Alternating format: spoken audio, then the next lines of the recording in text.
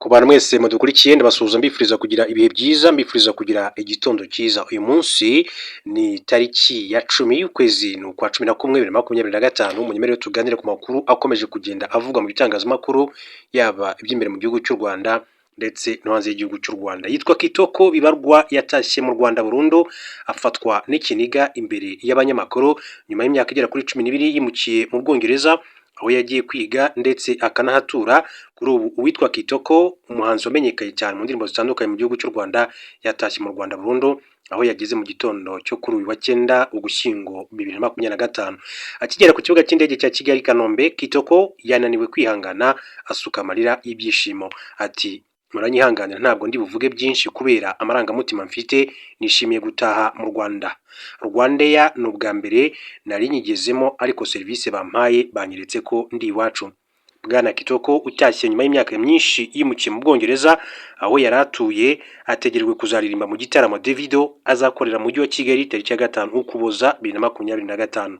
Ubwo yaganiraga n'abanyamakuru yavuze ko ari amahirwe menshi cyane kuba uru rugendo rwarahuriranye n'akazi. Ati runo rugendo rurimo ibintu byinshi, ndatashye nagize amahirwe ngira ayo masezerano, nditeguye, nzi ko abantu bankumbuye nkuko nanjye makumbuye. Kitoko abajijwe niba atari ibintu byamugoye gufata icyemezo cyo gutaha, yavuze ko nta cyari kigoye kuko ahubwo icyakabaye cyaramugoye ari ukuva mu Rwanda kurusha gutaha.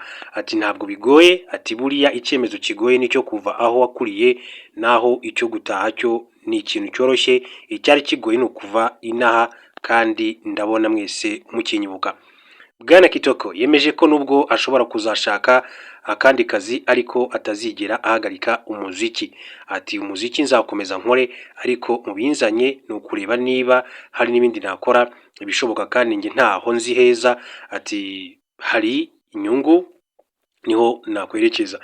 Kitoko kubibazaga niba atashye mu rwego rwo gutegura ubukwe, Kitoko yavuze ko nubwo mu bimucyuye bitarimo ariko binabaye, ati waba ari umugisha ukomeye cyane. Kitoko rero mu bahanzi bakunzwe bikomeye cyane mu Rwanda, yinjiye mu muziki muri 2008 ahereye ku ndirimbo Ikiragi n'izindi zakurikiyeho zatumye aba ikimenya bose mu gihugu cy'u Rwanda.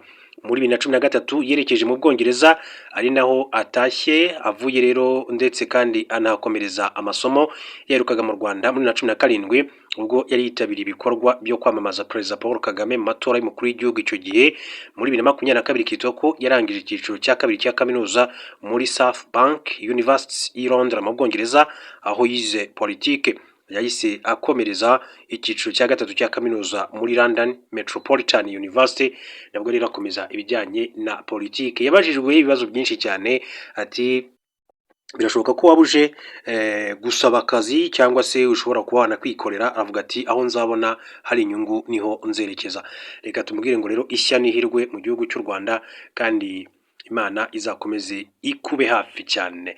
Reka dukomeze n'andi makuru babwire ko hashize imyaka 30 muri Jenoside yakorewe Abatutsi yahagaritswe, aho yasize itwaye ubuzima bw'inzirakarengane zirenga miliyoni, byatumye bamwe bahinduka imfubyi, abapfakazi, abandi bahinduka inkomere z'ayo mateka ababaje cyane. Abenshi mu bagaragaza ingengabitekerezo ya Jenoside mu buryo bweruye babarizwa mu karere k'ibiyaga bigari, i Burayi no mu burengerazuba bw'isi. Imibare ubushinjacyaha bw'u Rwanda buheruka gushyira hanze igaragaza ko abarenga 1,100 bagishakishwa kugira ngo baryozwe uruhare bagize muri Jenoside yakorewe Abatutsi. Abenshi muri bo bahawe ubwisho mu bihugu bitandukanye mu karere ndetse no mu Burayi. Benshi muri bo ni abahoze ari abanyemari b'icyo gihe, abayobozi n'abize muri ibyo bihugu, ndetse abenshi bakomeje kandi kwigisha abana babo urwango n'ingengabitekerezo ya Jenoside n'abo mu bihugu bahungiyemo. Ibikorwa n'amagambo bipfobya Jenoside yakorewe Abatutsi mu mwaka w'1994 byiganjemo abana n'abagize uruhare muri Jenoside yakorewe Abatutsi rutaziguye muri Jenoside nka Jambo Asbel n'abandi bantu ku giti cyabo bashyigikiye ingengabitekerezo yabo, barimo Philippe Lentgens, Pierre Pen, Robin Philippon, Bernard Rogan, Serge Destour, n'uwitwa Madeline Raffin, Luc de Temerman, ndetse n'uwitwa Peter Erinda, Peter Verinden, Judy Levin, Charles Onana ndetse n'abandi. Inama ya UK Europe yabaye ku itariki ya 2 ndetse n'iya 2 Ugushyingo 2025 yaganiriye ku ngingo zirimo kurwanya ingengabitekerezo ya Jenoside ikomeje kwiyongera n'uburyo bwo kwirwanya, ubutabera, kwigisha amateka abakiri bato ndetse n'ibindi. magingo aya ibuka ifite amashami mu Bubiligi, Ubusuwisi, Ubufaransa, Ubuholandi, Ubutaliyani, Ubudage, Suède, Denmark ndetse na Finland.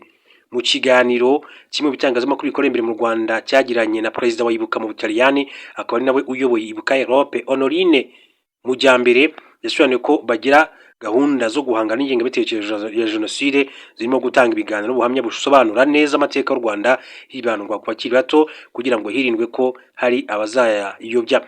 Ati dukomeza kongera imbaraga mu bikorwa birwanya abapfobya jenoside, tukarushaho gufatanya ndetse tukanagura ibikorwa dukora ati kubasha kugera henshi twerekana ukuri kwa jenoside yakorewe abatutsi cyane cyane hakoreshejwe ikoranabuhanga n'indi ntwaro yo guhangana n'abapfobya ndetse bakanahakana jenoside yakorewe abatutsi muri Mata mu mwaka wa 1994.